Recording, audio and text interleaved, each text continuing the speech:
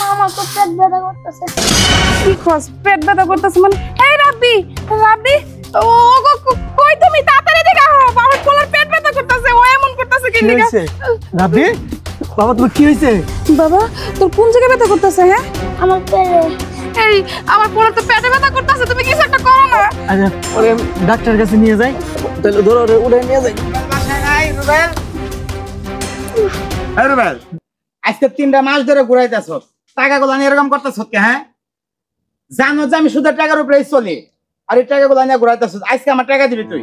দেখেন ভাই, ঠিক মতো কাজ কাম তো হয় নাই, আর তাছাড়া আমার সন্তানটা একটু অসুস্থ। কয়েকদিন সময় দেন, আমার সন্তানটা সুস্থ হইলে আমি কাজ কাম করে ওই টাকা দিয়ে দিব।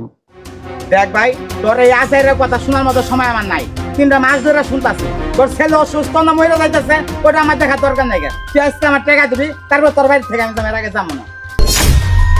যেই মানুষ তার সুদের টাকার লিগে আমার পোলার মরণ কামনা করে, হের টাকা আমি রাখবো না। আপনি দাঁড়ান, আমি এখনই আইতাছি। যাও টাকা যাও। দেখেন ভাই, টাকাগুলো আমি দিয়ে দিব। কি ব্যাপার, তুমি এই বালা নিয়ে আসছো কেন? ভগত, তুমি তো আমার অনেক শখ করে সোনার বালা দুটা কিনা দিছিলা, কিন্তু আমি একটা মা হইয়া সুদের টাকার লিগে আমার পোলার মরণ কামনা আমি কেমনে করি কাউ? আমার এই সোনার কোনো দরকার নেই। আমার পোলা যদি বাচ্চা থাকে বড় হয়, আমি অনেক স্বর্ণ পড়তে পারব। এলাম ভাই, এই একটা স্বর্ণের বালা আপনি রাখেন আপনার কাছে, আর এইটা আমি বেচে আমি আমার পোলার চিকিৎসা করাম। তুমি মাঠে খেতে কাম করবে, আমি প্রয়োজনে মাইন্ডের ভাষায় কাম করব, তারপরে আমি আপনার সুদের টাকা দিয়া দিব। আমি কয় টাকা বেচতে পারবো? ভাইজান, আপনি আমার আর কয়টা দিন সময় দেন, আমি আপনার সব টাকা পরিশোধ করে দিব। এখন আমার পোলাটা সুস্থটা সবার আগে, আমার পোলাটা অনেক অসুস্থ। ঠিক আছে রুবেল, আমি এটা বিক্রি করতেছি, দেখি কয় টাকা পাই, আর আগামী মাসে 10 তারিখে টাকাটা দিয়া দিস, যেন আমার না চাওয়া লাগে। শোনেন ভাই, আমার বউ যেহেতু আপনার বালাটা দিয়েই দিছে, আপনি যে কটা হয় বেচা নিয়েন, আর এই একটা বালা আমি বেচা আমার সন্তানের চিকিৎসা করবো, তারপর অসুস্থ হইলে কাজ কাম করে আপনার টাকা দিয়ে দেবো। আচ্ছা ঠিক আছে, কথা যেন ঠিক থাকে, আমি গেলাম। আচ্ছা বউ, তাহলে ভাড়াটা লইয়া তুমিও চলো, আমি একলা গিয়ে পারবো না, আবার এটা বিক্রি করতে গেলে আর নিতে হবো, আর নিয়ে মেডিকেলে চলো।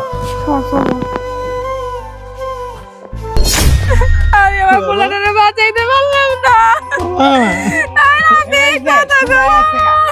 ওই দিন তা ছিল খারায়া, আজকে শোয়াই দিছ।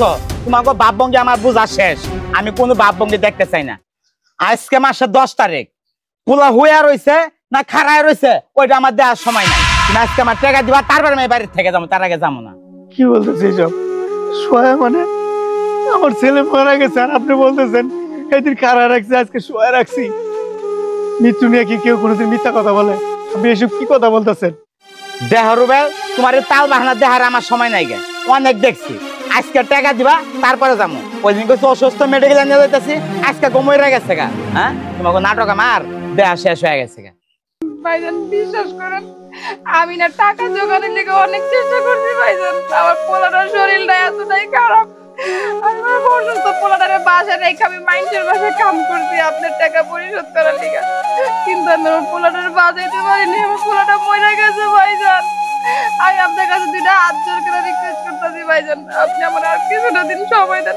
এখন আমরা ওরকম পরিস্থিতিতে নাই যে আপনার লাগে দাঁড়ায় 2টা কথা কম ভাইজান। চুপ করো, এদের মতো সুদখোর মানুষ নেই, এদের কাছে আবেগের কোনো দাম নাই, এরা শুধু চিনির টাকা বুঝো নাই। তাইলে আমার সন্তান মারা গেছে, তারপর সে টাকার কথা বারে বারে বলতেছে। টাকা ছাড়া এরা কিচ্ছু বোঝে না, কিচ্ছু বোঝে না। আপনার টাকা আপনি ঠিকই পাওয়া যাবেন, শুধু আমার ছেলেটারে একটু দাফন কাফন করার ব্যবস্থা হোক, তারপর আমি আপনার টাকাটা আমি দিয়ে দেবো। প্রয়োজনে বাড়ি বিক্রি করে আপনার টাকা দিয়ে দেবো, আপনার একটা টাকাও আমি রাখবো না। ভাইজান আমার পোলাটার অনেক কষ্ট হইতাছে ভাইজান। ভাইজান আমি আপনার কাছে হাত জোর করে অনুরোধ করতেছি ভাইজান, আমার পোলার দাফনের ব্যবস্থাটা কইরা দেন ভাইজান। কি কইতাছো? পোলা মইরা গেছে মানে? হ্যাঁ মাছ উঠতাছে এতক্ষণ। আয় হাই রে রুবেল, ওই ভাই তুমি কান্দো না, তোমার পোলার দাফন কাফনের যা করা লাগে আমি করতেছি। আমি তো মনে করছি তোমরা নাটক করতেছো, এরকম আমার সাথে এলাকার অনেক লোকই করে। তাই বলে কি সন্তান মারা গেলে কেউ নাটক করে?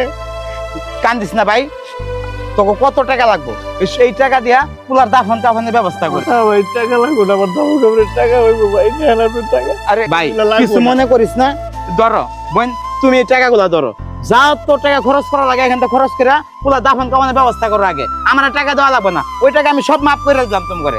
ঠিক আছে, আমি বাসের ব্যবস্থা করতেছি, তোরা থাক। আমার দাম কাপড়ের ব্যবস্থা করতেছি।